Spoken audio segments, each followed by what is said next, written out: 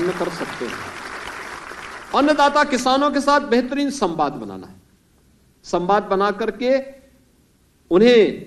सदैव इस व्यवस्था के साथ जोड़े रखना है। यह भी हमें इसके साथ आगे करना, इसको हमें इसके लिए अपने आप को तैयार करना होगा। इसके लिए हम हमेशा अपने को तैयार, अपने स्वयं को इस जिस फील्ड में हम काम कर रहे हैं उस फील्ड में कार्य करते हुए न केवल अपनी फील्ड की जानकारी बल्कि केंद्र और राज्य शासन की इस क्षेत्र में विभिन्न प्रकार की जो योजनाएं आती हैं, जो स्कीम हैं, उनकी जानकारी लेना, प्रगतिशील किसानों के साथ बैठना, किसानों के समूह को इसके लिए अपडेट करना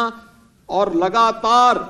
उनके साथ संवाद बना करके शासन की योजनाओं का लाभ उन तक पहुंचाने की कार्रवाई को आगे बढ़ाने के साथ अगर हम जुड़ सकेंगे तो बेहतरीन परिणाम आ सकते हैं। मेरा यह मानना है कि जो हम लोग बार बार इस बात को कहते हैं, प्रधानमंत्री जी के मंशा के अनुरूप कि भारत की इकोनॉमी $5 ट्रिलियन की इकोनॉमी बनेगी, उत्तर प्रदेश जैसा राज्य उसमें $1 ट्रिलियन की इकोनॉमी बनकर के योगदान देगा, स्वाभाविक रूप से हमारा भी दायित्व बनता है कि हम भी जिस क्षेत्र में कार्य कर रहे हैं उसमें हम भी इसमें अपना योगदान दे सकें। कृषि क्षेत्र में विकास की दर को बढ़ा करके, अन्नदाता किसान के जीवन में परिवर्तन ला करके, शासन की योजनाओं से उन्हें जोड़ करके, विभिन्न प्रकार की योजनाओं की जानकारी उन्हें उपलब्ध करवा करके हम भी अपनी जिम्मेदारियों का निर्वहन करके अपने प्रदेश के बारे में, अपने जनपद के बारे में बहुत कुछ जानकारी दे सकते हैं। आज मैं देखता हूं प्रदेश के अंदर कहीं भी मैं जाता हूं, हमारे प्रगतिशील किसानों ने बहुत सारी जगह बहुत अच्छा काम किया है। प्रधानमंत्री जी अपने मन की बात के कार्यक्रम में बहुत बार इसका उल्लेख भी करते हैं, बहुत बार करते हैं। मैं देखता हूं कोई किसान सुल्तानपुर में ड्रैगन फ्रूट का उत्पादन कर रहा है, कोई किसान किसी अन्य फील्ड में काम कर रहा है, अलग अलग प्रकार से। और मैं तो अभी बिजनौर में गया था, मुझे वहां एक प्रगतिशील किसान मिले और उनकी सफलता की कहानी को हमने वहां देखा, कैसे उन्होंने 6 एकड़ खेती में सफलता की एक नई कहानी गढ़ी। वो वास्तव में हर एक अन्नदाता किसान के लिए प्रेरणादायी हो सकता है कि उन्होंने एक 6 एकड़ खेती में 1 करोड़ प्रतिवर्ष की कमाई वह किसान अकेले बिजनौर जनपद में कर रहा है। एक किसान मुझे मुरादाबाद में ऐसा मिला जिसने अपने क्षेत्र में कार्य करते हुए अपनी खेती को ही उन्होंने एक्सपोर्ट का एक माध्यम बनाया। हम भी उसमें सहायक हो सकते हैं, ढेर सारे किसानों को इसके लिए प्रेरित कर सकते हैं, सफसली लेने के साथ उसे जोड़ सकते हैं। नेचुरल फार्मिंग की जो वर्तमान व्यवस्था है इसके साथ जुड़ करके खेती की लागत को हम भी कम करने में सहायक हो सकते हैं। खेती किसानी के साथ साथ बागवानी के लिए, सब्जी साग भाजी उत्पादन करने के लिए और साथ साथ पशुपालन के क्षेत्र में भी उन्नत पशुधन हो, इसके में भी हम भी सहायक बन सकते हैं, उनको सहयोग कर सकते हैं। उनके सहायक बनकर के शासन की स्कीम के साथ जोड़ करके हर एक व्यक्ति को उसके साथ जोड़ने में योगदान दे सकते हैं। प्रयास करना होता है। आपका कार्य आपका एक मॉडल बन सकता है और फिर वह आपके नाम से जाना जाएगा। लोग उसके बारे में आपको बार बार याद करेंगे कि उस व्यक्ति ने यहां पे इस रूप में काम किया था और उसके परिणाम ये हमारे सामने इस रूप में सामने आए हैं। हमें उसके लिए अपने आप को तैयार करना पड़ेगा और मुझे विश्वास है कि शासन की मंशा के अनुरूप एक पूरी ईमानदारी और प्रतिबद्धता के साथ कार्य करना, केंद्र और राज्य शासन की किसानों से संबंधित, खेती किसानी से संबंधित जितनी भी स्कीम है, इन सब को जानकारी रखना, फिर अन्नदाता विभागीय योजनाओं के साथ साथ अन्नदाता किसानों के साथ बेहतरीन संवाद बनाना, फील्ड विजिट करना, ये केवल कार्यालयी औपचारिकता तक सीमित न हो बल्कि फील्ड में जाकर के लोगों के साथ मिलना, संवाद बनाना और उसमें हम कुछ नया क्या कर सकते हैं, इसमें भी अगर आप थोड़ा बहुत योगदान दे सकेंगे तो हम उत्तर प्रदेश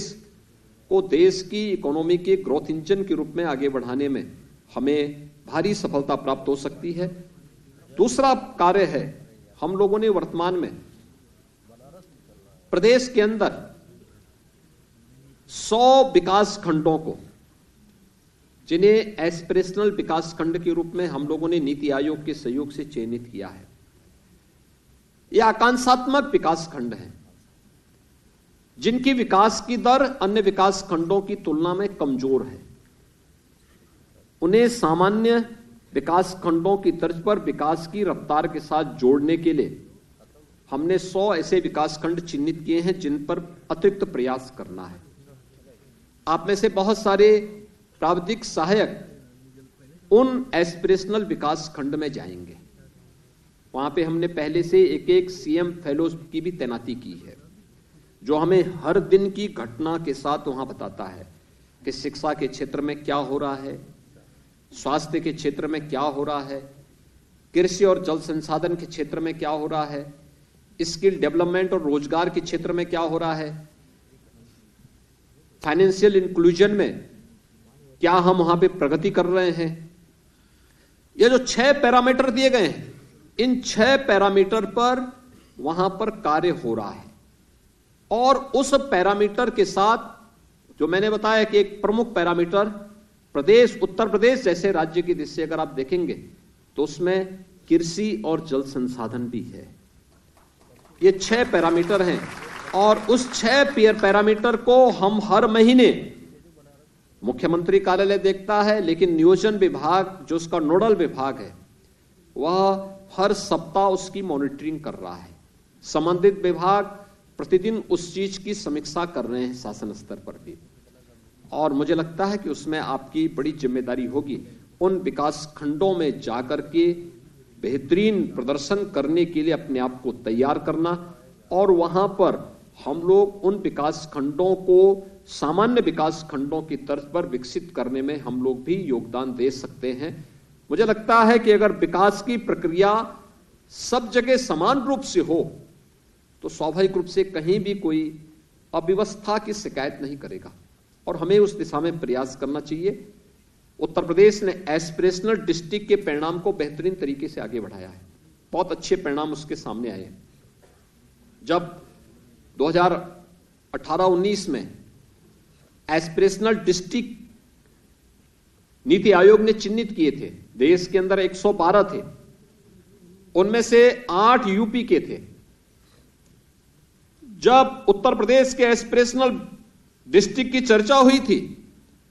तो उस समय देश के अंदर इनकी विकास की दर और इनकी रैंकिंग जब हुई थी तो यह सभी बहुत पीछे थे। कोई 108 पे था, कोई 110 पे था, कोई 105 पे था, बहुत खराब स्थिति में थे। लेकिन पिछले 4-5 वर्षों के अंदर नीति आयोग के साथ मिलकर के बेहतरीन समन्वय बनाते हुए हम लोगों ने वहां पर जब कार्य प्रारंभ किया, आज आपको आश्चर्य होगा कि कोविड-19 के बावजूद हमारे 8 एस्पिरेशनल डिस्ट्रिक्ट में विकास की दर देश के अंदर,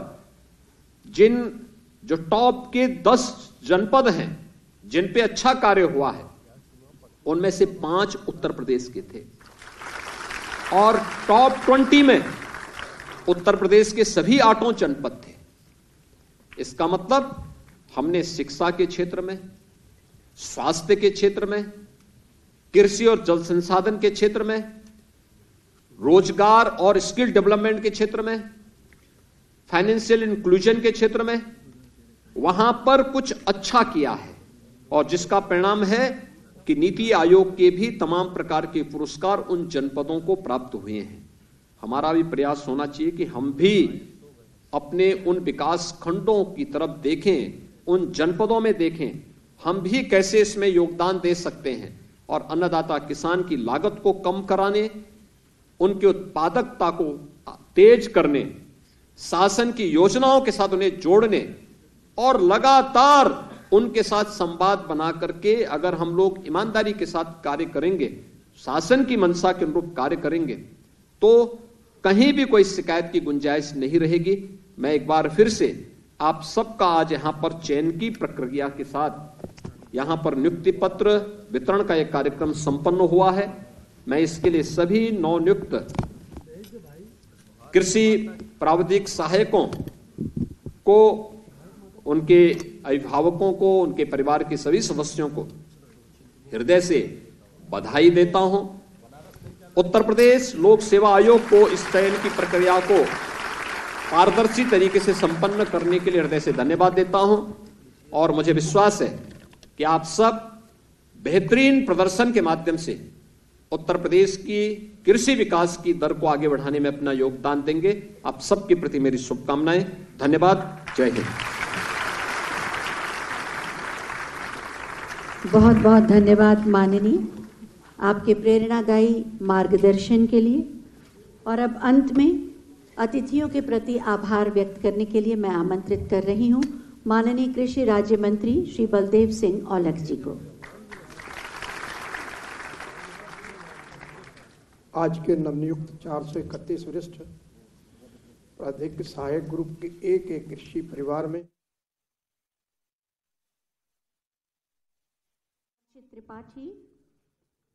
36 युवाओं को उन्होंने नियुक्ति पत्र सौंपा। तो दूसरी तरफ बड़ी बात कही कि उत्तर प्रदेश में इतनी क्षमता है कि पूरी दुनिया का पेट भर दे। किसानों के कल्याण के लिए सम्मान निधि की शुरुआत पीएम ने की, उसका भी जिक्र सीएम योगी आदित्यनाथ ने किया और साथ ही ये भी कहा कि हमें और भी कृषि के क्षेत्र में विकास के लिए काम करते रहना होगा। विज्ञान केंद्र बनाए गए हैं जिसका लाभ किसानों को मिले, ये कोशिश हमारी बनी रहेगी।